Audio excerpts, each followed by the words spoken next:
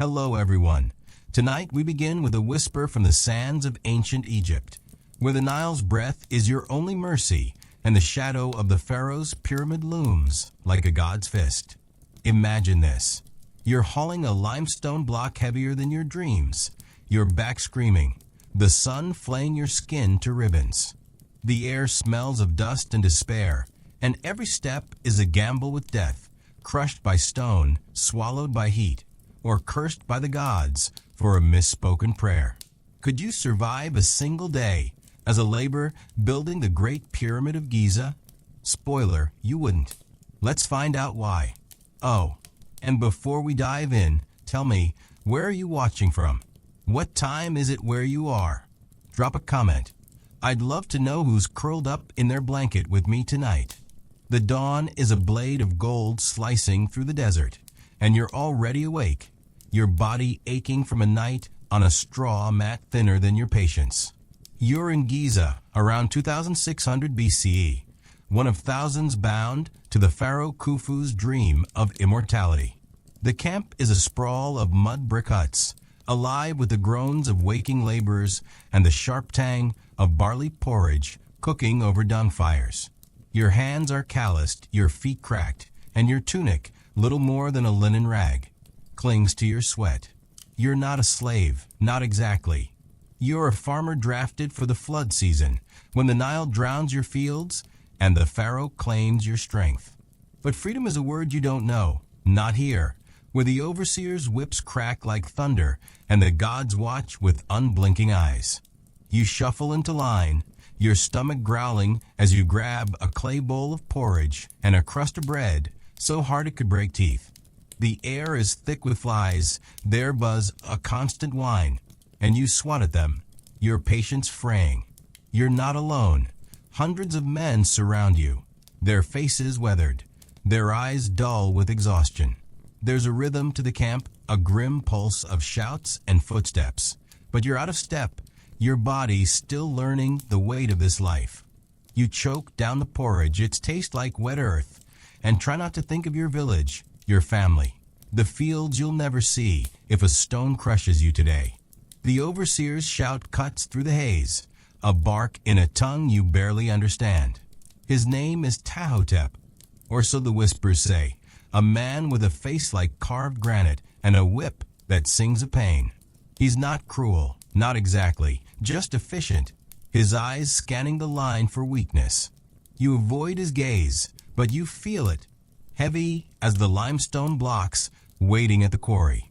You're assigned to a hauling team, a dozen men tasked with dragging a block from the river to the pyramid's base. The block is massive, 2 tons of unyielding stone, and you're given a rope, a sled, and a prayer to Sobek, the crocodile god, for strength. You're not sure Sobek's listening. The quarry is a half-hour's walk, the sand burning through your sandals, the air shimmering with heat. Your team moves in silence, the rope already biting into your shoulder. The Nile glints to your left, its water a cruel tease. You're thirsty, but there's no time to drink. The pyramid looms ahead, its unfinished slopes a testament to Khufu's ambition, its shadow a reminder of your place. You've heard stories of the pyramid, how it's a gateway to the stars, how the pharaoh's Ka will ascend to Ra. You don't care about stars or souls. You care about surviving the day, about not being the one crushed when the rope slips or the sled tips. At the quarry, the block waits, its surface rough, its edges sharp enough to cut. You loop the rope around it, your hands clumsy, and feel the weight, not just of the stone, but of the gods, the pharaoh, the overseer.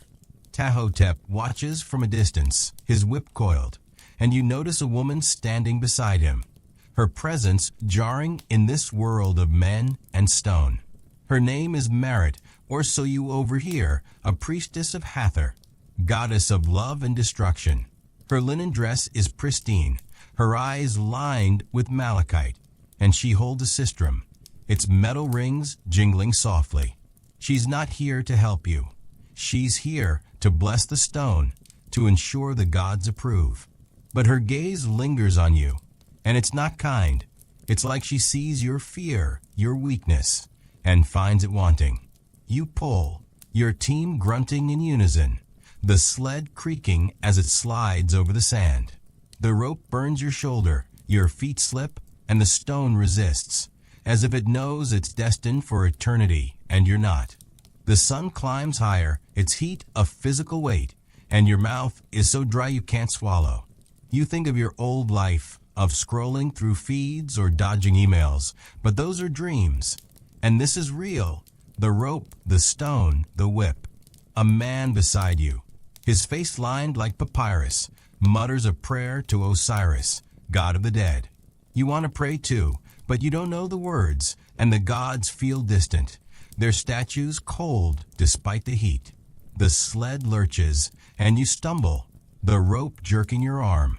Someone shouts, a warning, a curse, and you see it, a crack in the sled's runner, small but growing, the wood splintering under the stone's weight. Your heart pounds.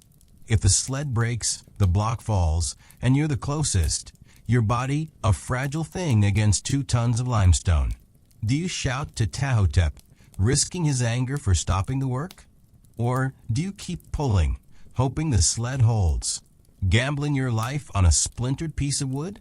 The man beside you, the one praying to Osiris, glances at the crack, then at you, his eyes saying what his mouth won't. Choose, and choose fast. You open your mouth, but no sound comes. The rope burns, the stone grinds, and Merit's sistrum jingles, a mocking rhythm. You pull, your body deciding for you, and the sled moves, the crack widening, but holding, for now. Tahotep doesn't notice, or if he does, he doesn't care. Merit's eyes follow you, and you feel her judgment, like Hathor herself is weighing your soul. The pyramid grows closer, its base a chaos of ramps and workers, but it's not a victory. It's a threat, a monument that demands your blood. You understand, even now, why building a pyramid is a death sentence. Not just the stones, but the choices, the gods, the eyes that see you and find you lacking. The sled reaches the ramp, and you stop, your breath ragged, your shoulder bleeding where the rope cut deep. The block is secure for now, but tomorrow there's another, and another, until the pyramid is done or you are. Merit turns away, her sistrum silent, and Tahotep barks for the next team. You're dismissed, your body screaming, your mind louder. The Nile glints, the sand burns, and the pyramid watches, its stones whispering of eternity. You're a laborer in Giza, and the day's not over, but you're already half buried, your choices piling like the blocks you haul. The midday sun is a molten curse, scorching the air as you trudge up the pyramid's ramp, a basket of rubble balanced on your shoulder. The Great Pyramid of Giza looms above, its half-finished slopes a jagged scar against the sky, and the Nile's distant shimmer mocks your thirst.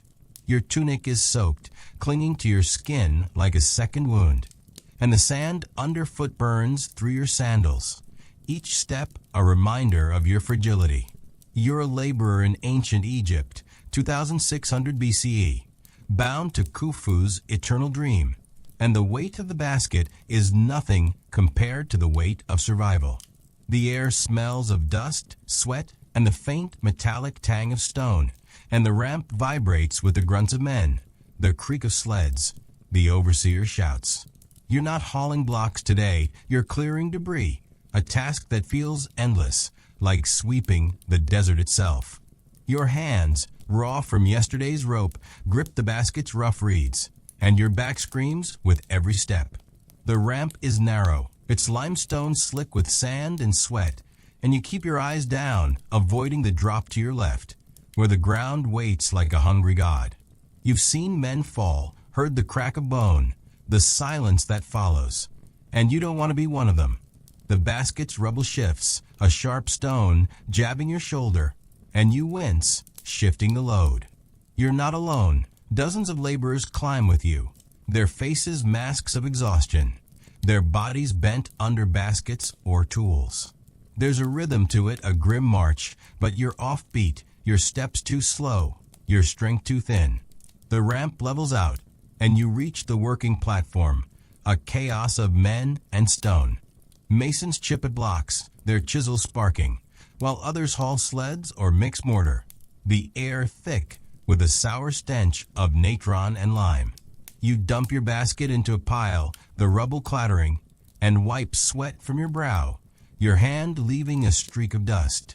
You're supposed to return for another load, but your legs tremble, and you pause just for a moment, leaning against a half-set block. The stone is warm, almost alive, and you feel its weight, not just physical but spiritual, like it's soaking up your life to feed the Pharaoh's Ka. You think of your village, your wife's laugh, your son's small hands, but the memory is a ghost, fading in the heat. A shadow falls over you, and you tense, expecting Tahotep's whip. It's not him. It's a man wiry and sun-scorched, his eyes sunken but sharp like a jackal's. His name is Senin, a laborer like you, but different. His hands are steady, his movements quick. And there's a rumor he survived 3 flood seasons on the pyramid, a feat that makes him either blessed or cursed. He's carrying a water jug, its clay cracked but holding, and he offers it without a word. You hesitate, water is rationed, and taking it could mean trouble, but your throat is sand, and you grab the jug, gulping the warm, gritty liquid. It tastes of river mud, but it's life, and you feel a flicker of gratitude. Though Senin's eyes hold no warmth, only calculation. You're new, he says, his voice low, like he's testing you. You nod, handing back the jug, and he leans closer, his breath sour with onion. Don't rest here. They see you, they mark you. He glances at the overseers, their whips coiled but ready, and you follow his gaze. Tahotep is there, barking orders, but it's another man who catches your eye, a scribe, his linen kilt pristine, his stylus scratching a papyrus scroll. His name is unknown, but his presence chills you, like the shadow of Anubis. He's counting, recording, and you've heard whispers of scribes who note not just stones but men, their mistakes, their fates. You stand, your basket empty but heavy, and Senin slips away, his jug tucked under his arm, leaving you with his warning and the scribe's gaze. You start down the ramp, the basket banging against your hip, but your mind is on Senin, his words, his survival. How does he do it? Strength, cunning, or something darker? You've seen the amulets some laborers wear, scarabs, eyes of Horus, carved to ward off evil. But Senin wears nothing, his neck bare, his faith in himself or nothing at all. You reach the rubble pile at the ramp's base, a mountain of broken stone and sand, and fill your basket, the shards cutting your hands. The air is thicker here, the dust clogging your lungs, and you cough, tasting blood. You think of your old life, of air filters and sick days, but here, sickness is a death sentence, and rest is a luxury you can't afford. As you hoist the basket, you notice something half buried in the rubble, a small statue, no bigger than your fist, carved from alabaster. It's a falcon, its wings folded, its eyes inlaid with obsidian that glints like a living thing. Horus, god of the sky, protector of the pharaoh. You freeze, your heart pounding. Finding an offering is dangerous. It could be a blessing, meant for the gods, or a curse, left to trap the unwary. You glance around, but no one's watching. Not the overseers, not the scribe, not Senin. Do you pick it up, offer it to Tahotep, and risk being accused of theft? Or do you leave it, buried, and pretend you never saw it, knowing the gods might punish your silence? The falcon's eyes seem to follow you, and you feel Horus's gaze, weighing your soul against a feather. You step back, leaving the statue where it lies, and start up the ramp, the basket heavier now, though it's just rubble. Your choice feels wrong, like you've angered something ancient, but you keep moving, the ramp's slope pulling at your legs. The platform is louder now, the mason's chisels a frantic rhythm, and you dump your load, your arms trembling. You want to rest, to hide, but Senin's warning echoes, and you see the scribe again, his stylus moving, his eyes flicking toward you. Does he know about the statue? Did he see you hesitate? You turn away, your breath shallow, and start down for another load. The ramp a treadmill of pain. A scream pierces the air, sharp and final, from the platform's edge. You freeze, the laborers around you pausing, their faces blank but tense. A man has fallen, his body crumpled on the stones below, blood pooling like an offering. You don't know his name, but you've seen him hauling ropes, his laugh loud despite the work. Now he's still, and the overseers shout, not for help but for order. Their whips cracking to keep the work moving. You want to look away, but you can't. The blood, the broken body, the indifference of the pyramid. You think of the falcon statue and wonder if it was his, if he touched it, if Horus judged him. You think of Senin and wonder if he's seen this before, if he knows how to avoid it. The scribe is there, his scroll open, recording the death like it's just another block set in place. You feel his eyes on you, or maybe it's Horus, or maybe it's your own guilt. Do you keep working, head down, like the others, and let the dead man fade into the sand? Or do you speak up, demand a moment, a prayer, and risk the whip, the scribe's mark, the god's wrath? The choice is a stone crushing you, and you choose silence, your basket filling again, your steps heavy. The pyramid doesn't care, its stones rising, its shadow growing. You understand as you climb the ramp why this is a death sentence. Not just the falls, the heat, the whips, but the choices that carve you away, piece by piece, until you're as lifeless as the stone. You reach the platform, dump your rubble, and pause, just for a breath. The dead man's blood a stain in your mind. The scribe is closer now, his stylus still, his eyes unreadable. Senin is there too, hauling a basket, his face blank, but his gaze sharp, like he knows what you chose. The falcon statue waits below, buried but watching, and you feel its eyes, Horus's eyes, the pyramid's eyes. You're a laborer in Giza, and the sun is still high, the work endless, the gods unforgiving. You turn, basket empty, and start down the ramp, the sand burning, the air heavy, and the weight of your silence heavier still. The twilight is a shroud, wrapping the Giza plateau in a haze of dust and fading light as you drag a sled loaded with mortar jars up the pyramid's ramp. The air is heavy, thick with the sour tang of natron and the acrid bite of sweat, and the Nile's distant glimmer is a cruel reminder of water you can't drink. Your shoulders burn, the rope cutting into your flesh, and you're a constant drone that drowns your thoughts. You're a laborer in ancient Egypt, 2600 BCE, bound to Khufu's monument, and every step is a theft from your life. The Great Pyramid looms above, its unfinished slopes a silent demand for your blood, and the ramp's limestone is slick underfoot, each slip a whisper of death. You're not hauling stone today, you're carrying mortar for the masons, but the weight is no less crushing, and the overseer's shouts are no less sharp.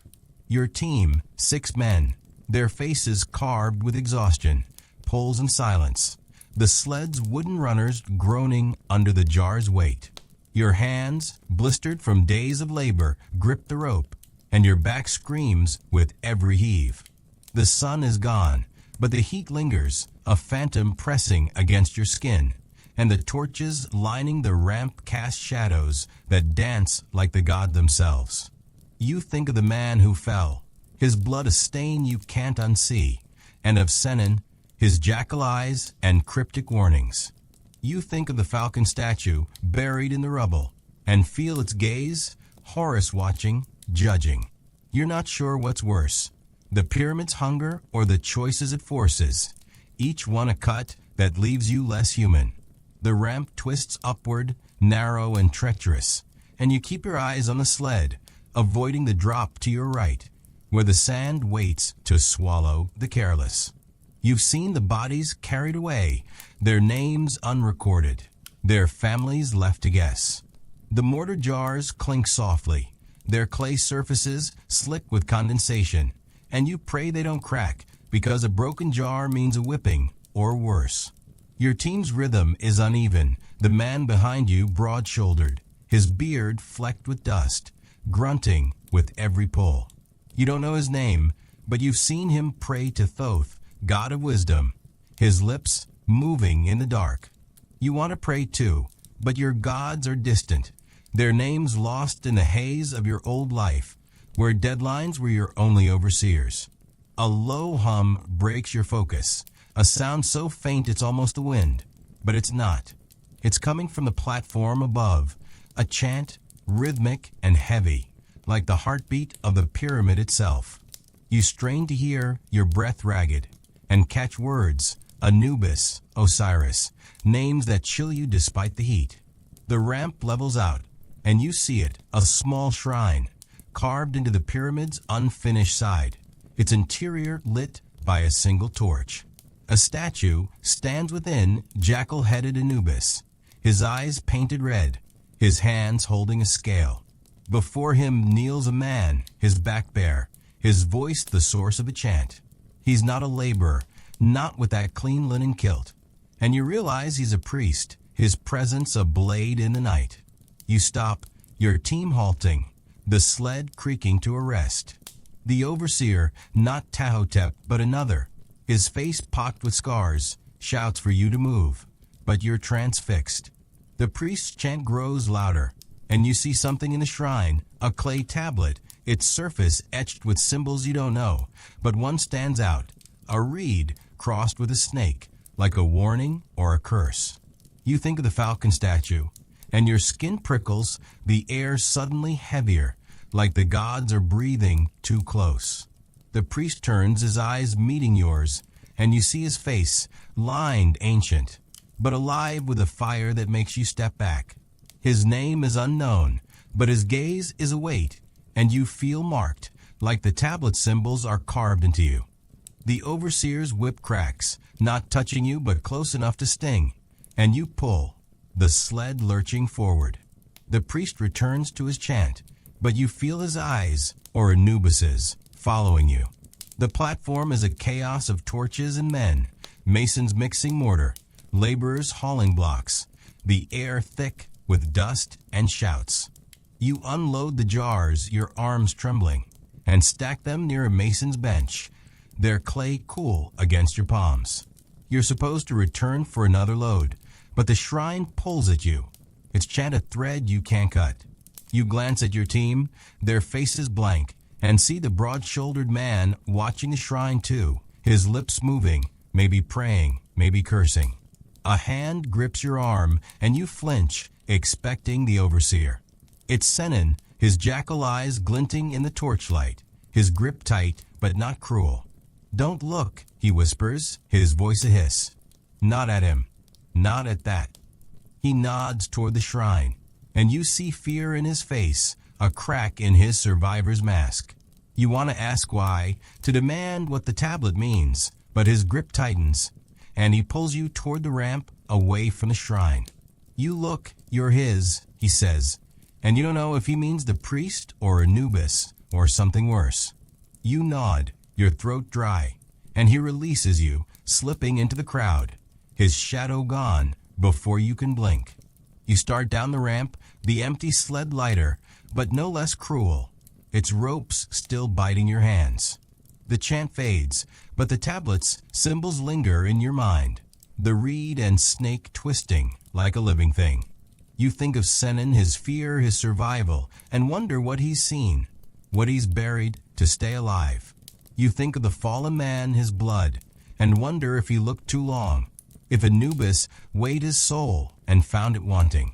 The ramp is darker now, the torches spaced farther apart, and you feel the shrine's pull like a hook in your chest. Do you go back, steal a glance at the tablet, risk the priest's wrath for answers? Or do you keep moving, head down, and let the gods keep their secrets, knowing they might punish you anyway? You choose the ramp, your steps heavy, the sleds creak a mockery. The Nile glints below, its water black in the night, and you hear a splash, faint but sharp, like something or someone falling in. You don't look, don't want to know. Your team is silent. The broad-shouldered man's prayers stopped, his eyes on the ground. You reach the mortar shed, a mud brick hut stinking of natron and lime, and load another sled. The jar's heavier now, though they're the same.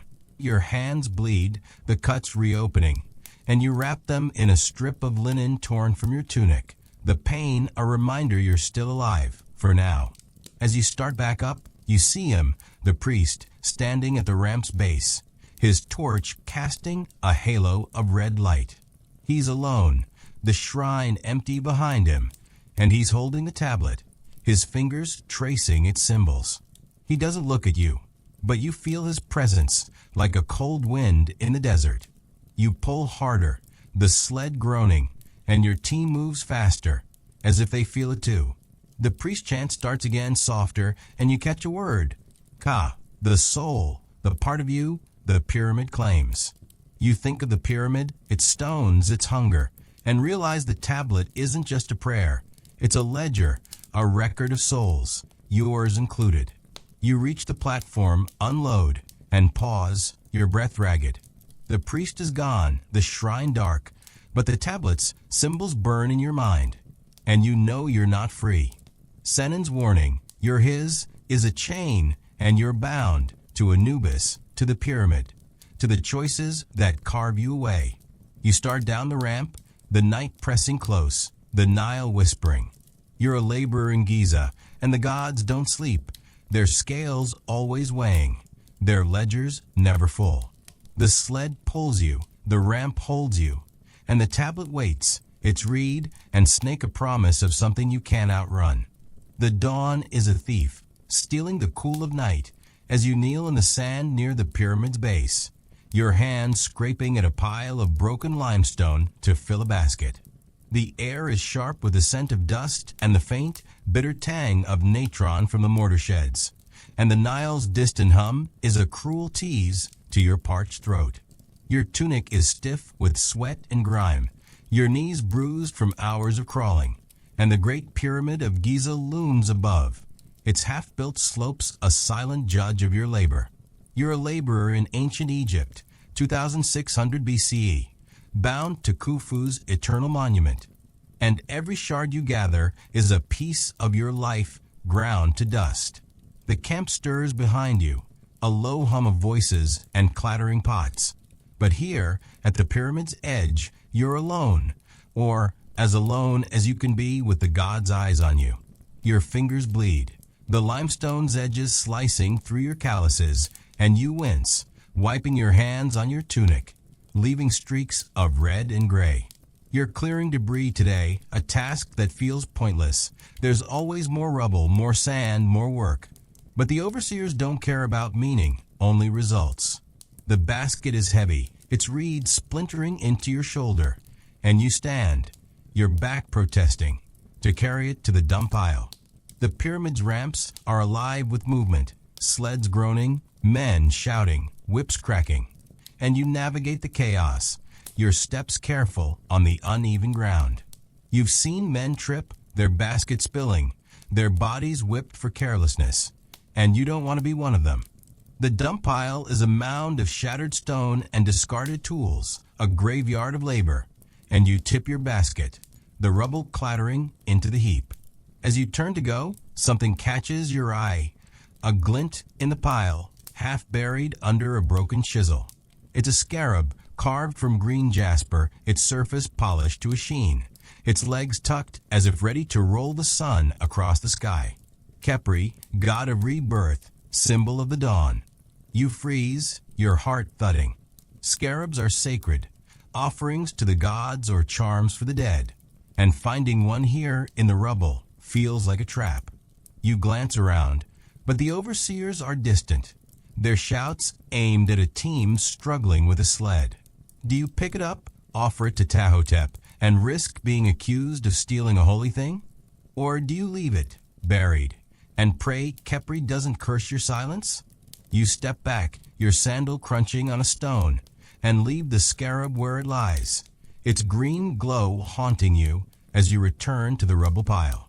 Your choice feels wrong, like you've spat in the god's face, but you kneel again, scraping at the limestone, your hands mechanical. The sun climbs, its heat a fist against your neck, and the air grows thicker, the dust clogging your lungs. You cough, tasting blood, and think of your old life of clean air and sick days, but here, sickness is a whip slash, and rest is a dream. The pyramid doesn't care about your pain.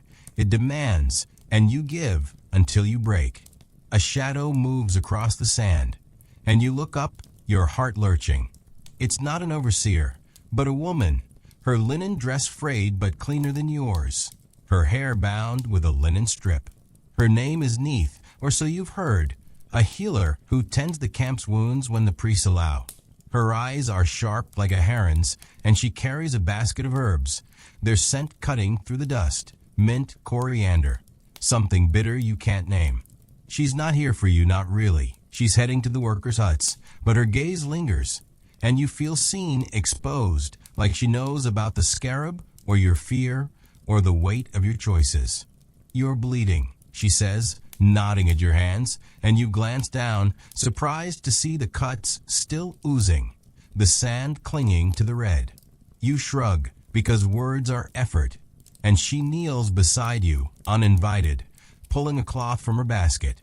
She wipes your hands, her touch firm, but not unkind, and the cloth stings, soaked in some herb that burns like fire. You hiss, but she doesn't stop, her eyes on your cuts, not your face. You're not careful, she says, her voice low, like she's sharing a secret. The gods notice. You want to ask what she means, to tell her about the scarab, but her presence is a weight, and you stay silent, your hands trembling under her care. She wraps them in a strip of linen, her fingers quick, and stands, her basket creaking. Don't touch what's not yours, she says, and walks away, her words a knife in your gut. You stare after her, the linen tight around your hands, and wonder if she saw the scarab, or if she meant something else, the pyramid, the gods, your own life. You return to the rubble, your basket filling slower now, the cuts throbbing despite Neitha's care. The sun is higher, the heat a living thing, and the camp's noise grows, shouts, chisels, the groan of ropes. You think of Senan, his jackal eyes, his warning about the priest's shrine, and wonder if Neith knows him, if she's part of whatever he fears. You think of the fallen man, his blood, and wonder if Neith tended him, or if he was too broken to save. The scarab's glow lingers in your mind, Kepri's promise of rebirth mocking your exhaustion. A shout from the ramp pulls you from your thoughts, harsh and panicked. You stand, your basket half full, and see a sled teetering, its limestone block tilting, the ropes slipping from the team's hands. Men scramble, their faces pale, and the overseer, Tahotep himself, barks orders, his whip raised but useless. The block is massive, its shadow a threat, and you realize it's sliding toward the ramp's edge, where a boy stands, no older than 12, frozen with a water jug in his hands. You don't know his name, but you've seen him scurrying between teams, his eyes too big for his face. He's going to die, crushed like the man who fell, unless someone moves. You drop your basket, your body acting before your mind, and run toward the ramp, your sandals slipping on the sand. The block lurches, the ropes snapping, and the team scatters, their shouts drowned by the stone's grind. You reach the boy, grabbing his arm, and pull him back, the jug shattering as you both fall to the sand. The block crashes, missing you by inches, its impact shaking the ground, dust exploding like a storm. You're coughing, your lungs burning, the boy trembling beside you, his eyes wide but alive. The team is silent, the overseer's whip still, and you feel Tahotep's gaze, heavy as the stone you just escaped. You stand, pulling the boy up, and see Neith in the distance, her basket still, her eyes on you. She doesn't move, doesn't speak, but you feel her judgment, or maybe it's Kepri's, or your own. Tahotep approaches, his face unreadable, and you brace for the whip, for punishment for leaving your post. Instead, he nods, a gesture so small it's almost nothing, and turns to the team, shouting for new ropes. You're dismissed, your heart pounding, and you lead the boy away, his hand small in yours. He doesn't speak, but his grip is tight, and you wonder if he saw the scarab, if he knows the gods are watching. You return to the rubble pile, your basket waiting, the scarab still buried. Its glow, a secret you can't share. The boy runs off, his jug gone, his life a debt you paid without thinking. You kneel, scraping at the limestone, and feel the pyramid's hunger, its stones demanding more than your strength, your choices, your soul. You understand as you fill the basket why this is a death sentence, not just the blocks, the ramps, the whips, but the moments that force you to choose. Save a boy, leave a scarab, run, or stay. And each choice takes a piece of you, until you're as broken as the rubble you carry. The sun burns, the Nile hums, and 'neath his words, don't touch what's not yours. Echo, a warning you're not sure you can heed. You hoist the basket, the ramp waiting, the pyramid watching. The boy is gone, Tahotep's not a memory, and the scarab lies buried, but not forgotten. You're a laborer in Giza, and the day is young, the work endless, the gods unforgiving. The sand burns, the air chokes, and the weight of your choices is heavier than any stone. The noon sun is a relentless hammer, pounding the Giza plateau as you stand ankle deep in the Nile's muddy shallows, hauling a reed basket filled with wet clay. The air is thick, heavy with the stench of river rot and the sharp tang of your own sweat, and the water laps at your calves, cool but treacherous, hiding stones that bruise your feet.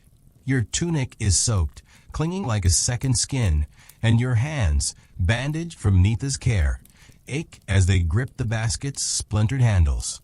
You're a laborer in ancient Egypt, 2600 BCE, bound to the Great Pyramid of Khufu. And today you're not on the ramps, but at the river, gathering clay for mortar, a task that feels like wrestling the Nile itself.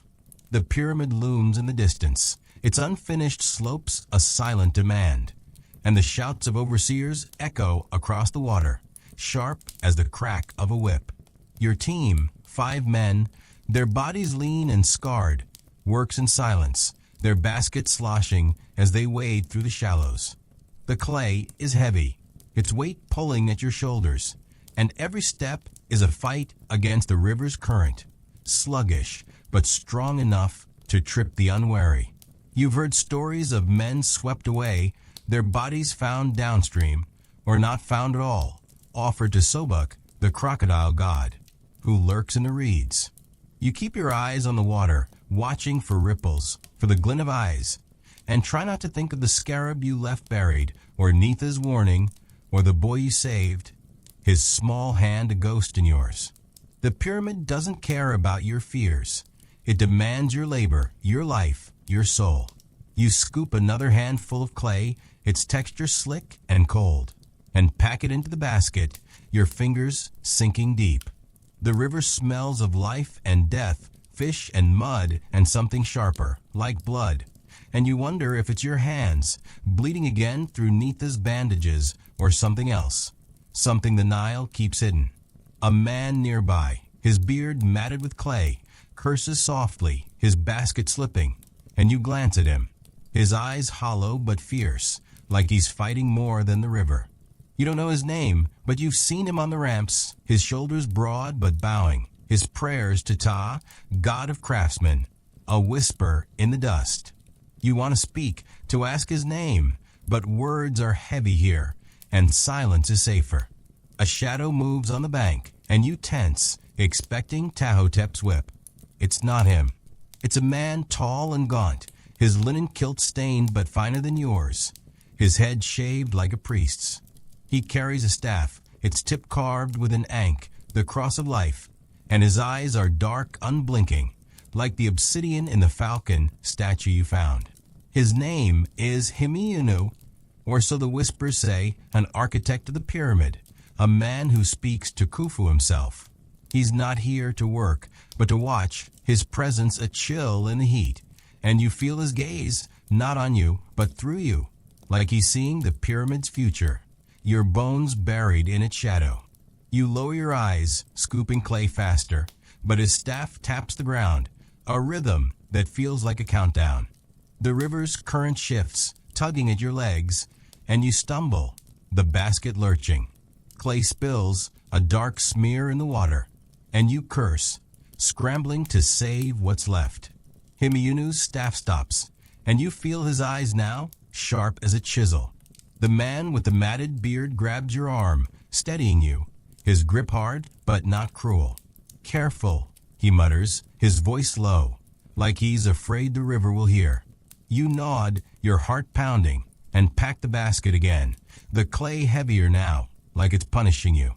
Himiunu turns away, his staff tapping again, but you know he saw, and you know it's marked not on papyrus, but in the god's ledger, where every mistake is a debt.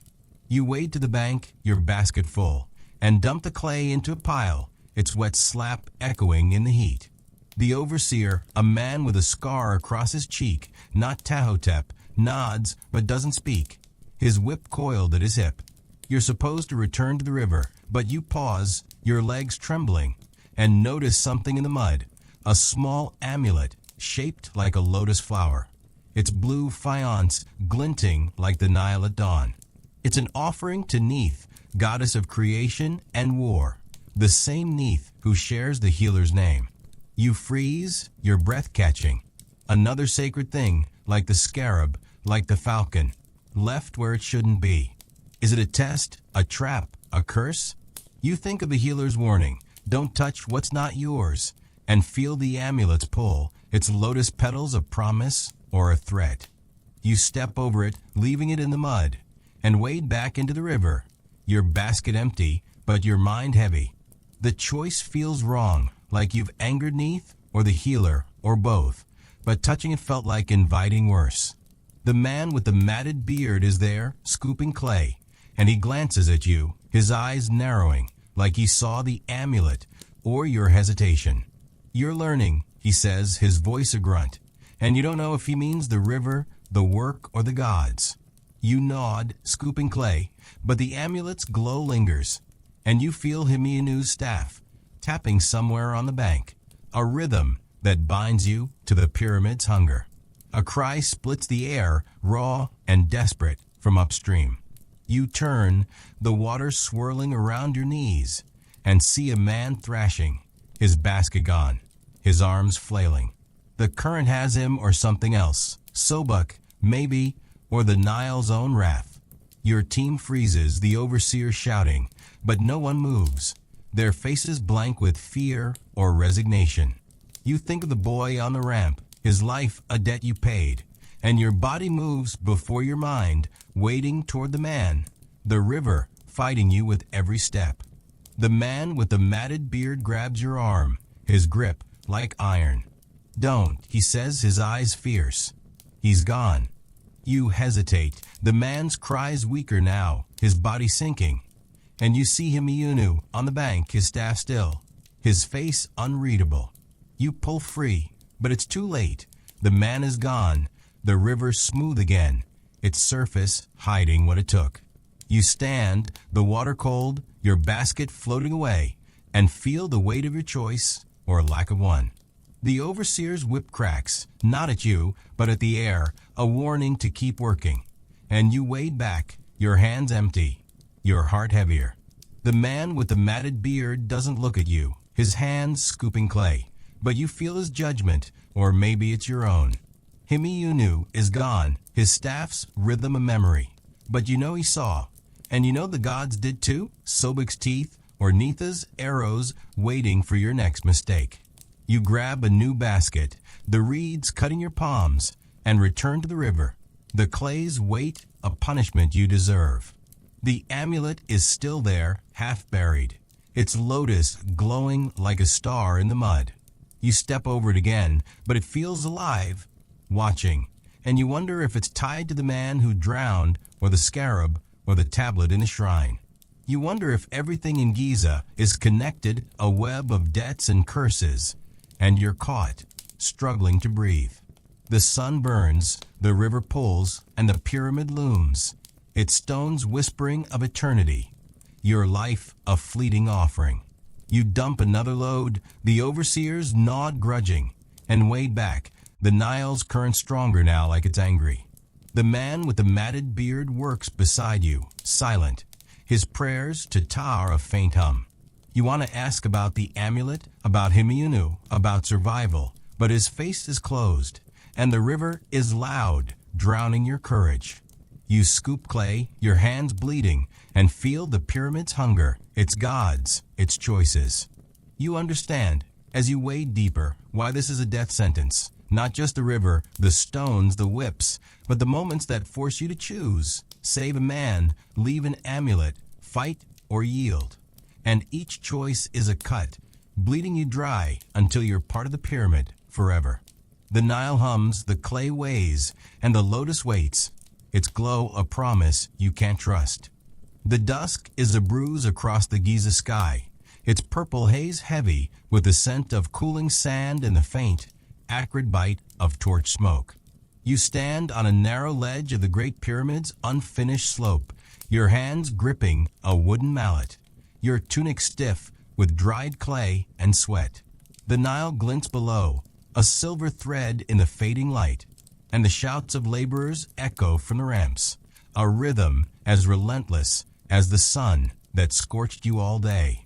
You're a laborer in ancient Egypt, 2600 BCE, bound to Khufu's monument, and tonight you're not hauling or digging, but setting stones, a task that demands precision and offers no forgiveness. The pyramid's weight presses against you, not just its stones, but its hunger, its gods, its endless ledger of debts. Your arms ache, your feet are bruised from the uneven limestone, and every swing of the mallet is a prayer you don't know the words to. You're paired with a mason, a man named Ka, his face creased like papyrus, his eyes steady despite the torchlight's flicker. He's older, his hands scarred but deft, and he survived longer than most, a fact that makes you both trust and fear him. He's shaping a block with a copper chisel, its edge glinting as he carves a perfect angle, and you're to hammer wooden wedges into the stone's base, leveling it for the next layer. The block is massive, its surface warm from the day's heat, and you feel its resistance, like it's alive, fighting to stay wild. Ka doesn't speak, just points where to strike, and you swing. The mallets thud a dull heartbeat in the night. The wedge sinks, but not enough, and you strike again, your shoulders screaming, your hands slipping on the sweat-slick handle. The ledge is narrow, barely wide enough for two, and the drop to the ramp below is a shadow that yawns like Anubis's jaws. You've seen men fall, their screams cut short, their bodies broken offerings to the pyramid's greed. You keep your balance, your sandals gripping the stone, but the torchlight plays tricks, making the ledge seem to tilt. The air smells of resin and dust, and the distant Nile carries a faint tang of fish, a reminder of life beyond this stone prison. You think of the lotus amulet in the mud, the scarab in the rubble, the man who drowned, and feel their weight, like the gods are tying you to their scales. Ka glances at you, his eyes unreadable, and you wonder if he knows about the amulet, or Neetha's warning, or the boy you saved. You wonder if he's seen the same shadows you have. A low chant drifts from the pyramid's base, soft but growing, a sound that makes your skin prickle. It's not the laborers, not the overseers, it's a priest or priests, their voices weaving a prayer to Ra, the sun god, whose light will bless these stones tomorrow. You can't see them, but you feel their presence, like a cold hand on your neck. Ka pauses, his chisel still, and mutters something, a prayer, a curse, you can't tell. You swing the mallet, the wedge sinking deeper, but the chant pulls at you, and you glance down, a mistake. The torchlight catches something on the ledge, half hidden by a pile of stone chips, a small figurine, carved from bone, shaped like a baboon, its eyes tiny beads of lapis. Thoth, god of wisdom, scribe of the gods. Your breath catches. Another offering, another trap, like the scarab, the lotus, the tablet in the shrine. You freeze, the mallet heavy in your hands, and Ka notices, his eyes flicking to the figurine, then to you. "Leave it," he says, his voice low, like he's speaking to the stone, not you. You nod, but the baboon's lapis eyes gleam, and you feel Thoth's gaze, weighing your thoughts, your secrets. Do you obey Ka, leave the figurine, and risk the god's wrath? Or do you pick it up, hide it, offer it later, and gamble with the priest's justice? The chant grows louder, the priest's voices rising, and you swing the mallet, your choice made in the motion, the wedge sinking true. The figurine stays, but its eyes follow you, and you know you've not escaped, only delayed. Ka works faster now, his chisel a blur, and you match his pace, the mallet's rhythm a shield against the chant, the figurine, the pyramid's hunger. The block is almost set, its angle perfect, and you feel a flicker of pride, fleeting as the Nile's breeze. But the ledge shifts, or seems to, a faint tremor underfoot, and you freeze, your heart pounding. Ka grabs your arm, his grip like stone, and you both hold still, the torchlight swaying, the chant unbroken. The tremor passes, but the air is heavier, like the pyramid itself is breathing, and you hear a crack, faint but sharp, from the block you're setting. It's small, a hairline fracture, but it's there, and you know what it means? A flawed stone is a flawed offering, a curse on the pharaoh's Ka, a death sentence for the men who set it.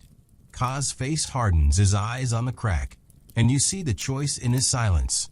Report the flaw to Tahotep, risk punishment for failing the gods, or hide it, set the stone, and pray Ra doesn't notice. You want to speak, to beg for the right answer, but Ka's grip tightens, and he shakes his head, a warning as clear as a whip's crack. "We finish," he says, and you nod, your throat dry, the mallet heavy. You strike, the wedge sinking, the block settling, the crack hidden, but not gone. The chant peaks, the priest's voice is a storm, and you feel the pyramid's approval, or its indifference, a weight that crushes you. A figure appears on the ledge, moving through the torchlight like a shadow given form. It's not Tahotep, not Himianu, but a woman, Merit, the priestess of Hathor, her sistrum silent, her malachite-lined eyes glinting like the baboons. She's not supposed to be here, not on the pyramid slopes, but her presence is a law unto itself, and you feel her gaze not on the block but on you, like she sees the crack, the figurine, your fear. Ka doesn't look at her, his chisel moving, but you feel his tension, like a rope about to snap. Merit steps closer, her dress brushing the stone, and says, "The gods see all flaws." Her voice is soft, but it cuts, and you wonder if she means the stone, or you, or both. You swing the mallet, your hand shaking, and the wedge holds, the block set. Merit doesn't move, her eyes unblinking, and you feel Hathor's breath, love and destruction in one. Do you speak, confess the crack, and beg her mercy, knowing it could mean your life? Or do you stay silent, let Ka's choice stand, and carry the sin, hoping the gods are blind? The chant fades, the priest's voice is gone, and the silence is worse, like the pyramid is listening. You lower the mallet, your choice made in the quiet, and Ka nods, a gesture so small it's nothing, but it binds you, a pact sealed in stone and fear. Merit turns, her sistrum jingling once, a sound that haunts you as she vanishes into the dark.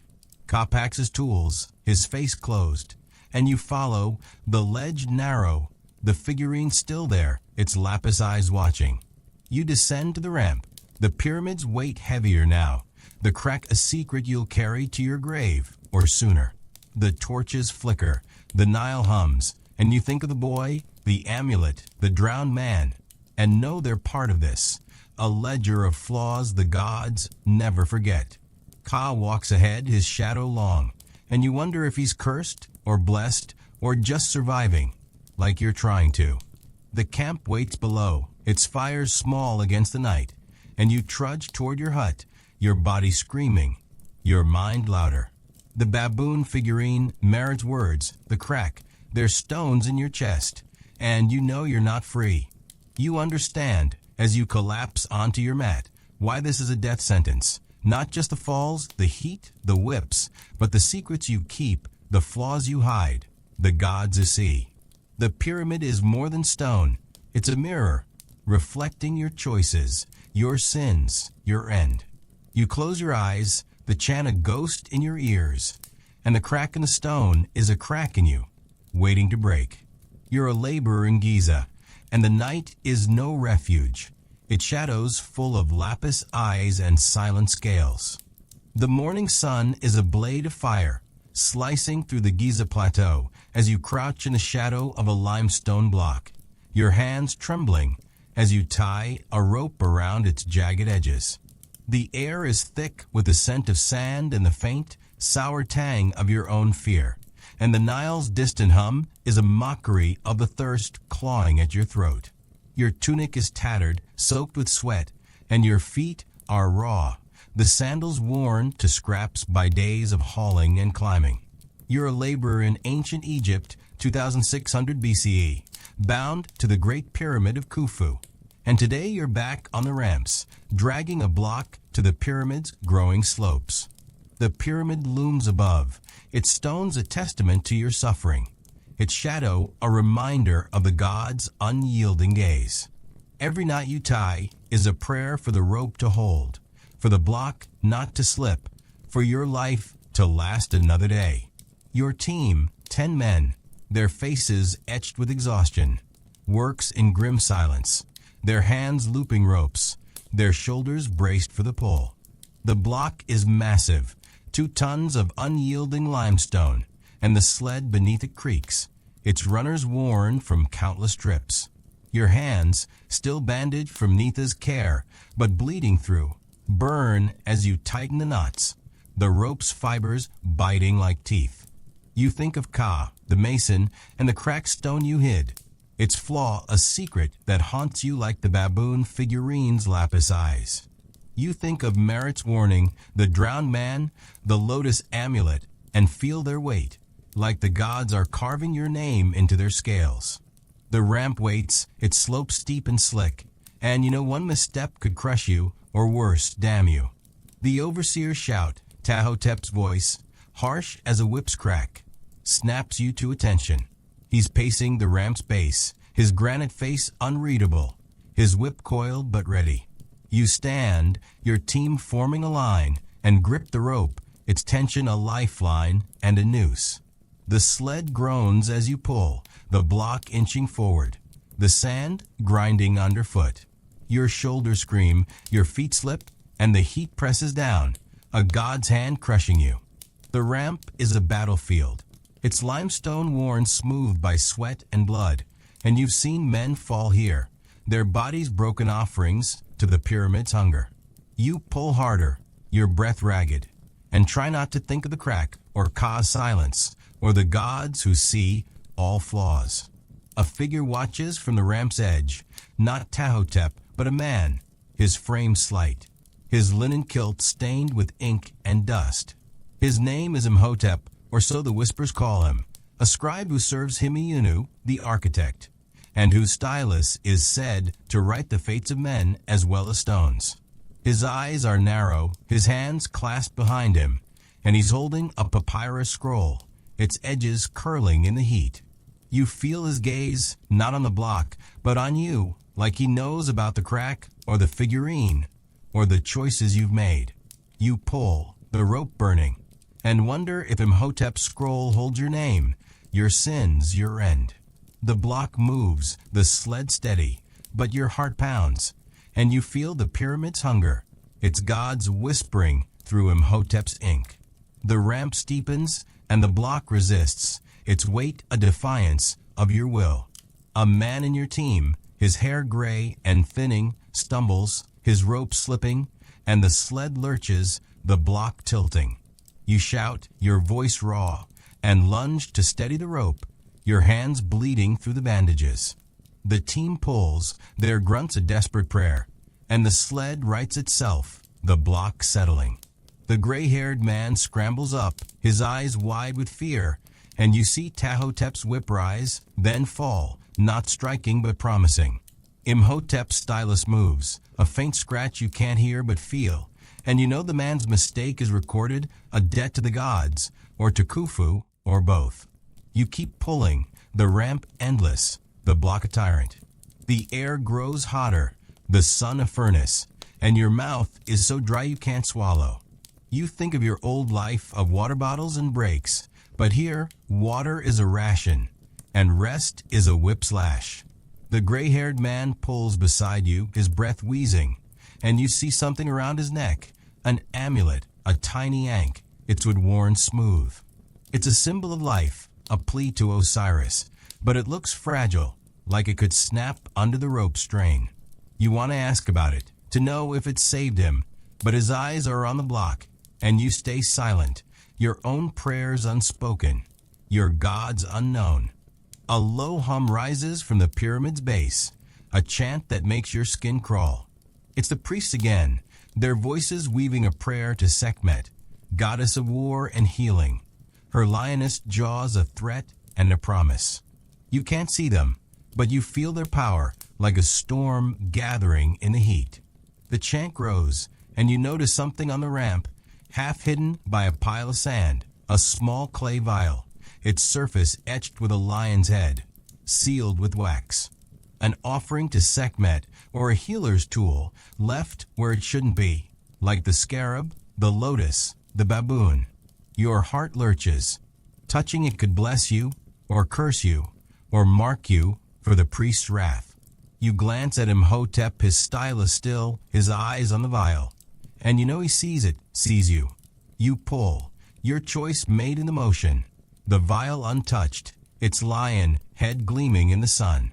The gray-haired man notices, his eyes flicking to the vial, then to you, and he shakes his head, a gesture so small it's nothing, but it binds you, like Kaz gnawed over the cracked stone.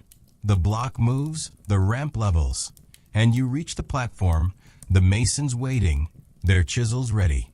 You release the rope, your hands throbbing, and step back, the block set, the sled still. Tahotep nods, a grudging approval. But Imhotep's stylus moves again, and you feel its weight, like the vial's lion head is carved into your soul. The chant peaks, Sekhmet's name a roar in the priest's throats, and you feel her presence, her claws, her healing fire.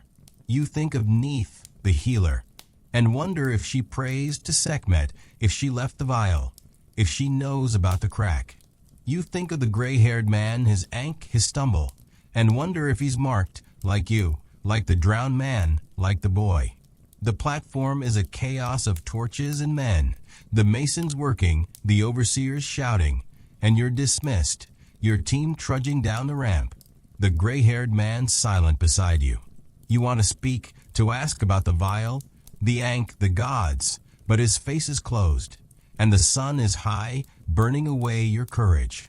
As you descend, you see her, Merit, the priestess of Hathor, standing at the ramp's base, her sistrum in hand, its ring silent. She's watching, not the block, not the team, but you, her malachite eyes sharp as a blade. You feel her gaze, like Hathor's love turned to destruction, and you wonder if she knows about the vial, the crack, the choices you've buried. Do you approach her, confess your sins, and beg her intercession, risking her judgment? Or do you keep moving, head down, and carry the weight, knowing Sekhmet's claws are never far? You choose silence, your steps heavy, the ramp pulling you down, the vial a ghost in the sand. The camp waits, its huts a sprawl of mud and straw, and you collapse onto your mat, your body screaming, your mind louder. The vial Merit's eyes Imhotep stylus, there's stones in your chest, and you know you're not free. You understand as you lie in the dark why this is a death sentence. Not just the ropes, the ramps, the heat, but the offerings you leave, the gods you anger, the ledgers you can't escape. The pyramid is a god itself, its stones your judge, its shadows your grave. You close your eyes, the chant a whisper in your ears, and the lion head gleams, waiting for your next mistake. You're a laborer in Giza, and the dawn will come, its fire sharper than Sekhmet's claws, and you'll pull again, until you break, or the gods do. The twilight is a heavy veil, draping the Giza Plateau in a haze of dust and flickering torchlight as you stand in the quarry's shadow, your hands raw from chiseling a limestone block. The air is thick with the scent of stone and the sharp, metallic tang of your own blood, seeping through the bandages Neath wrapped days ago. Your tunic is a rag, crusted with sweat and quarry dust, and your knees ache from kneeling on the uneven ground. You're a laborer in ancient Egypt, 2600 BCE, bound to the Great Pyramid of Khufu, and tonight you're not on the ramps, but in the quarry, cutting blocks for the pyramid's ever-hungry slopes. The Nile hums in the distance, its coolness a cruel jest, and the quarry's walls loom around you, their jagged faces lit by torches that cast shadows like the gods' own claws. Every strike of your chisel is a plea for the stone to yield, for your strength to hold, for the gods to look away. You're not alone. Dozens of laborers work nearby, their chisels sparking, their grunts swallowed by the quarry's echo. Your partner is a man named Jed, lean and wiry, his eyes bright with a feverish energy that unsettles you. He's younger, his hands less scarred than Kaz, but there's a hardness to him, like he's seen too much and buried it deep. He hammers while you chisel, the rhythm unsteady, your hands slipping on the tool's sweat-slick handle. The block is stubborn, its grain fighting every cut, and you feel its defiance, like it knows it's destined for eternity, and you're not. Jed doesn't speak, just hammers, his blows sharp, and you match him, though your arms tremble, your cuts uneven. The quarry smells of earth and effort, and the torch's smoke stings your eyes, blurring the stone's edge. You think of the lion-headed vial you left on the ramp, its Sekhmet-etched surface a ghost in your mind. You think of Merit's piercing gaze, Imhotep's stylus, the cracked stone you hid with Ka. Each choice is a weight, piling like the blocks you carve, and you feel the pyramid's hunger, not just for stone, but for you, your mistakes, your fears, your soul. The torchlight flickers, and you notice something in the quarry's dust, half buried near your knee, a small amulet, shaped like a wedgeat eye, its blue faience glinting like a star in the dark. The Eye of Horus, symbol of protection, wholeness, power. Your breath catches. Another offering, another trap, like the scarab, the lotus, the baboon. Touching it could save you, or damn you, or mark you for the priest's judgment. You glance at Jed, but he's focused, his hammer steady, his eyes blind to the amulet's glow. You chisel, your choice made in emotion, the wedgeat eye untouched, its gaze burning your skin. Jed's hammer falters, just for a moment, and he glances at you, his eyes narrowing, like he senses your hesitation, or the amulet, or both. Keep cutting, he says, his voice low, rough, like the quarry's walls. You nod, your chisel biting the stone, but the amulet's presence is a weight, and you feel Horus watching, his falcon eyes weighing your soul against a feather. The quarry's noise grows, chisels, shouts, the groan of sleds being loaded, and you try to focus, but the amulet pulls at you, like the chants, the vial, the crack, all tied to the pyramid's endless ledger. A low moan echoes through the quarry, not human, but stone, a deep vibration that makes your bones hum. You freeze, your chisel hovering, and Jed stops, his hammer still. The other laborers pause, their faces pale in the torchlight, and you feel it again, a tremor, faint but growing, like the pyramid itself is stirring. The quarry walls seem to close in, their shadows sharper, and you hear a crack, not from your block, but from above, where the cliff face looms. Dust rains down, and a shout splits the air, Tahotep, his voice a whip, ordering men to clear the area. You stand, your legs unsteady, and grab Jed's arm, pulling him back as a chunk of limestone crashes where you knelt, the block you were cutting split in two, its surface jagged like a wound.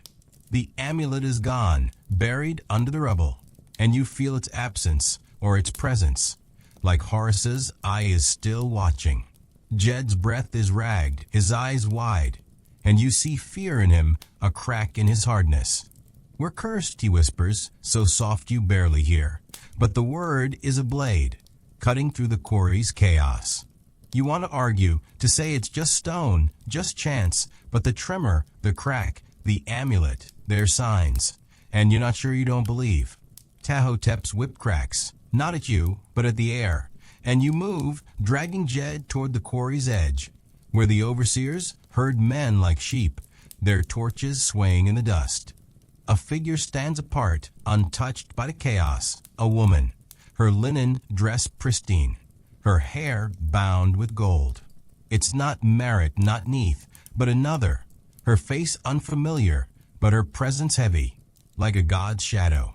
Her name is whispered by a laborer nearby, Isis, priestess of Isis, mother goddess, weaver of magic. She holds a staff topped with a lotus, its petals carved from alabaster, and her eyes are on the quarry, not the men, like she sees something in the stone or beyond it. You feel her gaze, though it's not on you, and you wonder if she knows about the amulet, the crack, the choices you've buried. Jed pulls free, his eyes on Isis, and you see his hand twitch like he's reaching for something, a prayer, a curse, a weapon. The tremor stops, the quarry still, but the air is heavier, like the gods are holding their breath.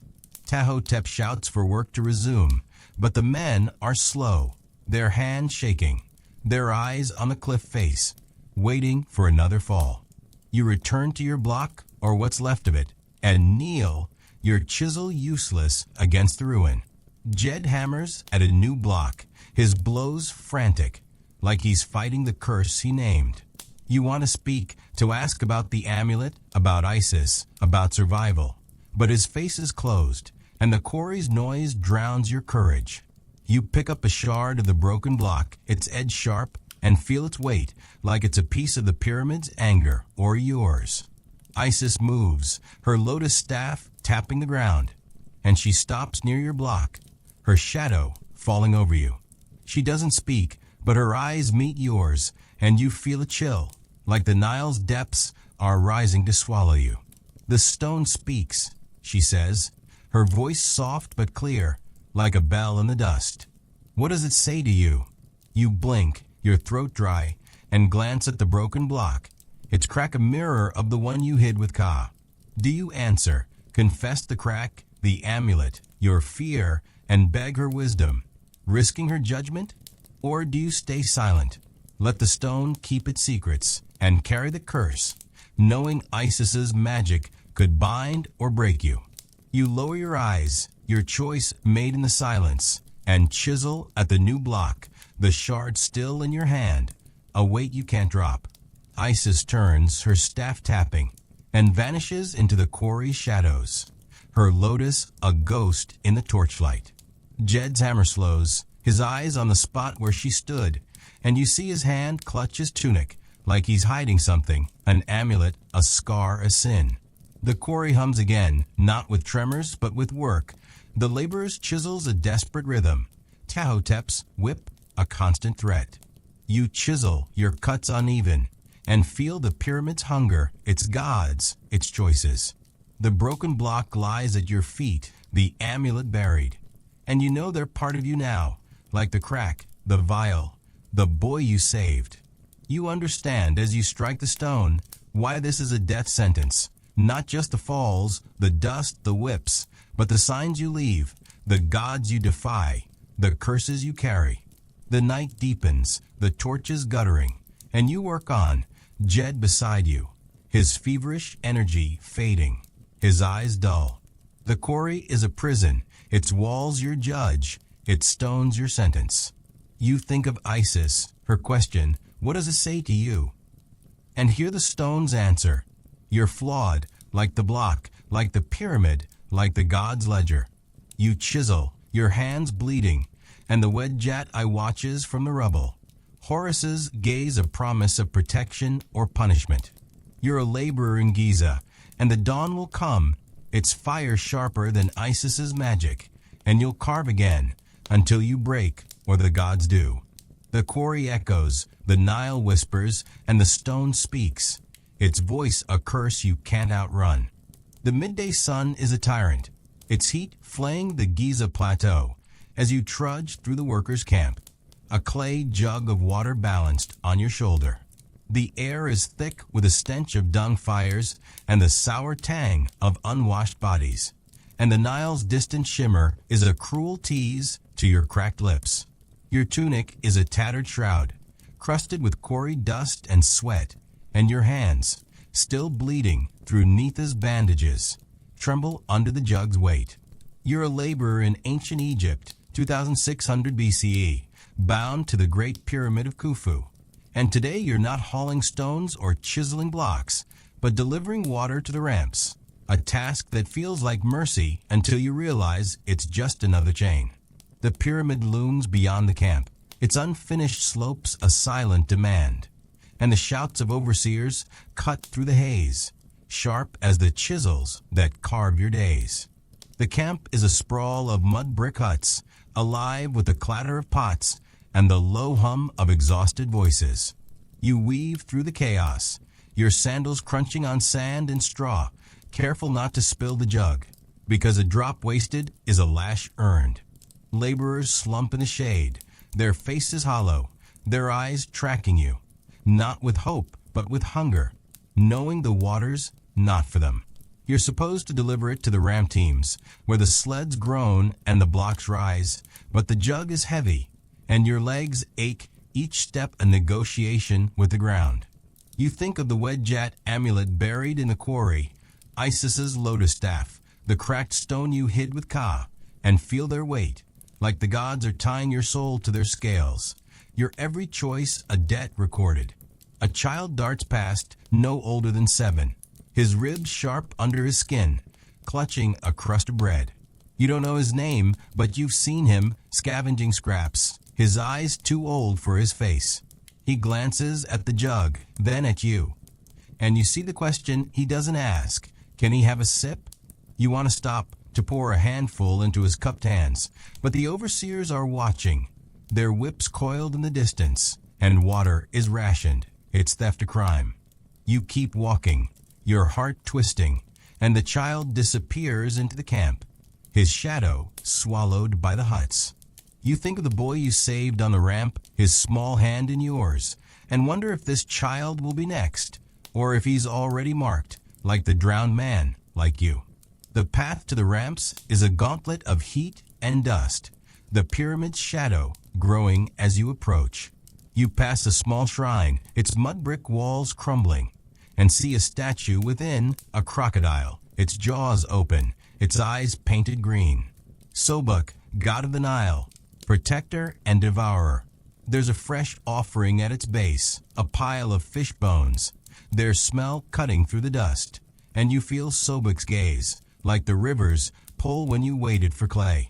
You hurry past, the jug slipping on your shoulder, and try not to think of the amulet or the vial or the figurine, but they're all there, in your mind, in the god's ledger, tying you to the pyramid's hunger. A voice calls your name, soft but sharp, and you turn, nearly dropping the jug. It's Neith, the healer, standing in the shade of a hut, her basket of herbs at her feet. Her eyes are still heron-sharp, her linen dress frayed but clean, and she's watching you, not the jug, not the camp, but you, like she sees the choices you've buried. The scarab, the lotus, the Wedjat eye. You're late, she says, though you're not sure she means the water, and her tone is a blade, cutting through your exhaustion. You want to explain, to say the camp is chaos, but her gaze holds you, and you nod, mumbling an apology. She steps closer, her basket creaking, and says, "The gods don't forgive delays, nor do the living." She points to a hut, its door half open, and you see a man inside, slumped on a mat, his breath wheezing, his face slick with fever. You don't know him, but you've seen his kind, laborers broken by the pyramid, their bodies discarded when the stones no longer need them. Neitha's eyes soften just a fraction, and she says, He needs water, more than the ramps. Your stomach twists. The jug is for the teams. Its delivery, a command from Tahotep himself, and defying it could mean the whip or worse. But the man's breath is a rattle, and neath his words, nor do the living, are a weight heavier than the jug, heavier than the pyramid. You glance at the ramps where the sleds move, the overseer's pacing, and see Imhotep in the distance, his papyrus scroll open, his stylus moving. He's too far to see you, but you feel his gaze, or the gods, or both, recording every choice, every sin. Do you obey Tahotep, deliver the jug to the ramps, and let the man die, keeping your place in the pyramid's order? Or do you give neath the water, save a life, and risk the whip, the scribe's mark, the god's wrath? The child's hungry eyes flash in your mind, the boy you saved, the man who drowned. And you know there's no right choice, only debts, piling like the stones you've hauled. You lower the jug, your hands shaking, and pour a stream into a clay bowl neath holds out, its surface cracked but steady. The water splashes, a sound like rain in the desert, and you feel a flicker of relief, like you've paid something back. Neath nods, her eyes unreadable, and carries the bowl to the hut, her steps quick. You hoist the jug, lighter now, and start toward the ramps, your heart pounding, your choice a stone in your chest. The overseers will notice the missing water. Imhotep will record it, and Tahotep's whip will sing. But you've chosen, and the man's wheezing breath is a debt you've paid, or added to. The ramps are a chaos of motion, sleds groaning, ropes snapping, men shouting. And you climb, the jug slipping, the limestone slick underfoot. The pyramid slopes rise above, their stones gleaming in the sun, and you feel their hunger, not just for water, but for you, your labor, your life. You reach the platform where a team waits, their faces parched, their hands outstretched. You pour the water, their clay cups filling, but the jug runs dry too soon, and their eyes turn hard, accusing. The overseer, not Tahotep, but the scarred man from the river, steps forward, his whip uncoiled, and you brace, knowing the punishment is coming, knowing you chose it. A shadow moves across the platform, and you look up, expecting Marat or Isis.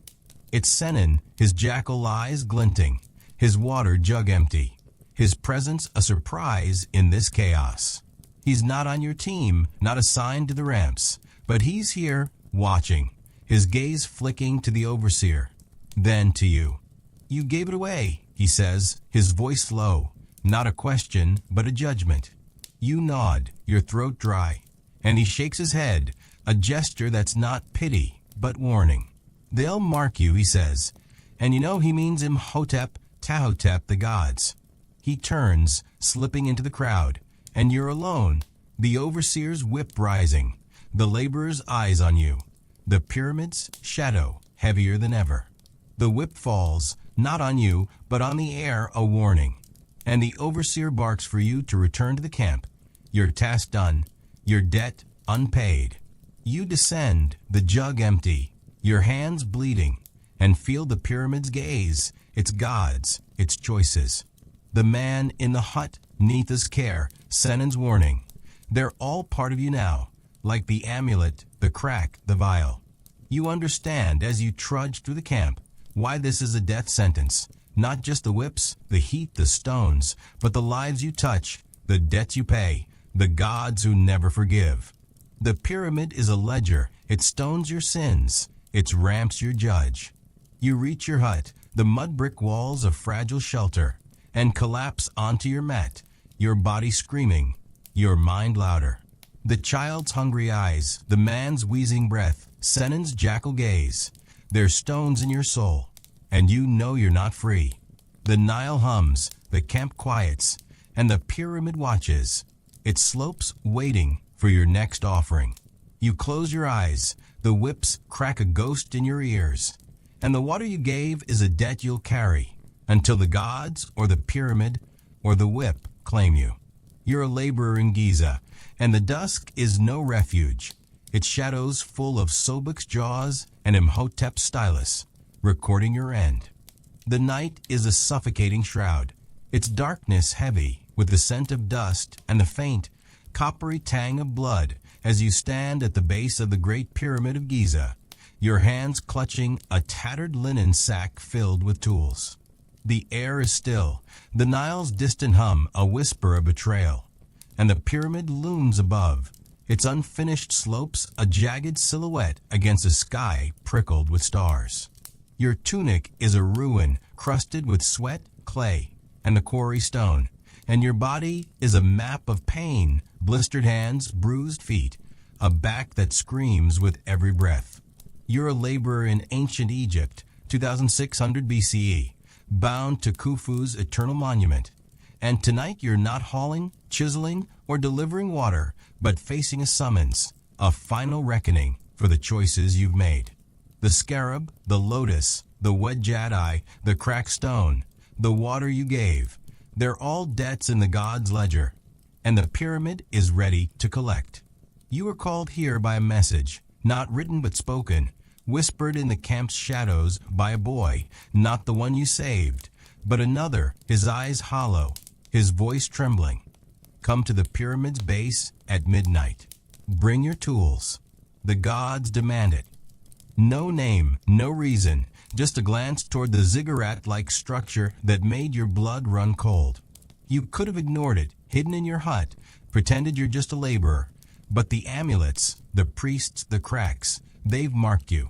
And running is a debt you can't afford. You stand, the sack heavy, the tools inside clinking softly, and feel the pyramid's gaze, not just its stones, but its gods, its hunger, its judgment. The camp is silent, the ramp's empty, but you're not alone. 3 figures wait in the torchlight, their shadows long and sharp, like the claws of Anubis. Merit, the priestess of Hathor, stands at the center, her malachite-lined eyes glinting, her sistrum silent, but gleaming in her hand. To her left is Neith, the healer, her heron-sharp eyes softened by exhaustion, her basket of herbs replaced by a clay tablet etched with symbols you can't read. To her right is Senan, his jackal eyes unblinking, his water jug gone, his hands empty but tense, like he's ready to strike or flee. You feel the sack's weight, the tools a confession of your labor, your sins. And you know this is the end, the moment the pyramid decides if you're stone or dust. Merit steps forward, her dress brushing the sand, and her voice is soft, a blade wrapped in linen. You've carried their weight, she says, her eyes on the sack. Now you carry ours. You swallow, your throat sand dry, and set the sack down, the tools spilling, a chisel, a mallet, a rope, their edges worn by your hands, your blood. Neith kneels, her fingers tracing the tablet symbols. And you see it, a reed, a snake, a lion's head. The same signs that haunted you, tying the scarab to the vial to the amulet. The pyramid is flawed, she says, her voice breaking, like she's admitting her own sin. Not just your stone, but its heart. The gods see it, and they demand a price. Senan laughs, a sound like breaking stone, and steps closer, his eyes on you, not the tablet. You saved boy, gave water, left offerings, he says. But you didn't save yourself. Nobody does. Merit raises her hand, silencing him, and points to the pyramid's base, where a small niche is carved, barely visible in the torchlight. Inside is a statue, not of Horus or Sobek, but of Ma'at, goddess of truth, her feather crown gleaming, her scales balanced but empty. Before her lies a stone, small but perfect, its surface etched with a single symbol, a circle, broken at one point, like a life cut short. The flaw is here, Merit says, her voice heavy. A stone misplaced, a ritual incomplete. It threatens the pharaoh's Ka, the pyramid's eternity. You must set it right, or the gods will take you instead. She holds out a chisel, its edge sharp, and you realize what she's asking, to carve the stone, to complete the ritual, to pay the debt. Neitha's eyes meet yours, and you see pain, not judgment. I gave you water, she says, because you gave it to him. But this is bigger than us. Refuse, and we all pay. Senon's hand twitches, and you see a knife at his belt, its blade glinting like the Wedjat eye. Do it, he says, or I'll make sure you don't walk away.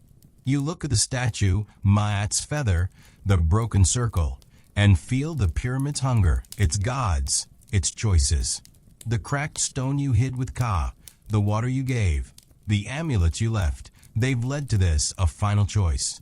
Carve the stone, risk the gods' wrath for defiling their work, or refuse, and face Senon's knife, Marat's curse, Neith's despair, knowing the pyramid will fall, or you will.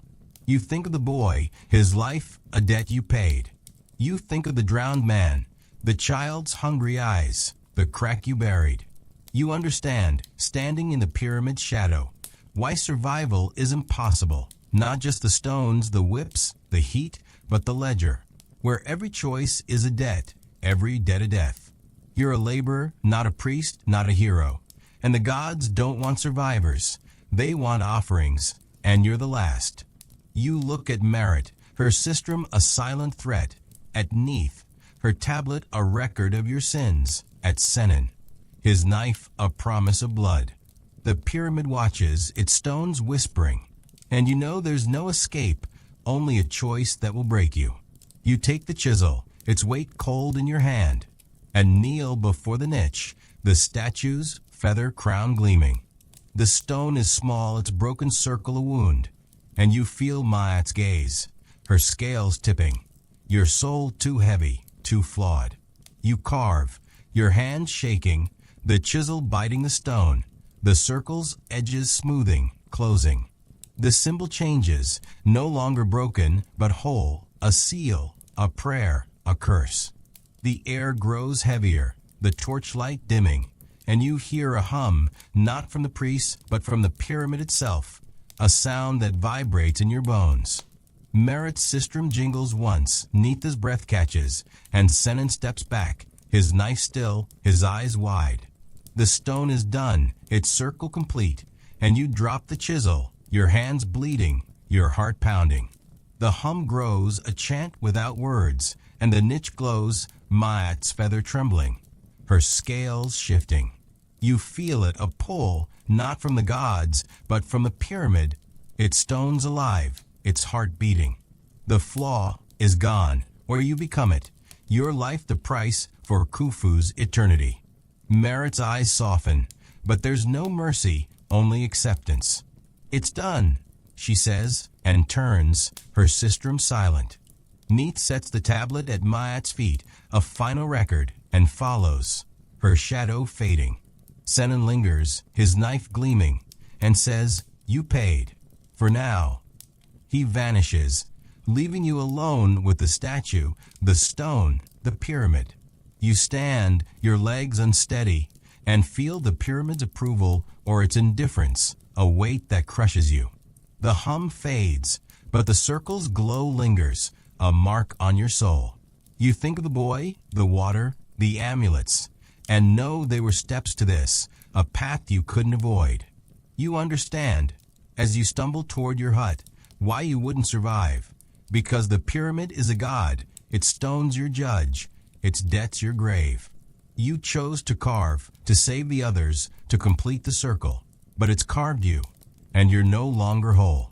The camp is dark, the Nile silent, and the pyramid watches, its slopes eternal, your life a flicker. You collapse onto your mat, the mud brick walls a fragile cage, and feel the circle's weight, Maat's feather, the god scales. The chisel's blood, the stone's hum, Senon's knife, they're part of you, like the pyramid, like the ledger. You close your eyes, the night pressing close, and see the circle, whole but broken, a mirror of your soul. You're a laborer in Giza, and you've paid the debt, but the gods are never satisfied. Their scales always tipping, their ledgers never full. Sleep well if you dare, but don't be surprised if you wake to the sound of chisels or the touch of a feather under your mat, weighing you one last time. Good night.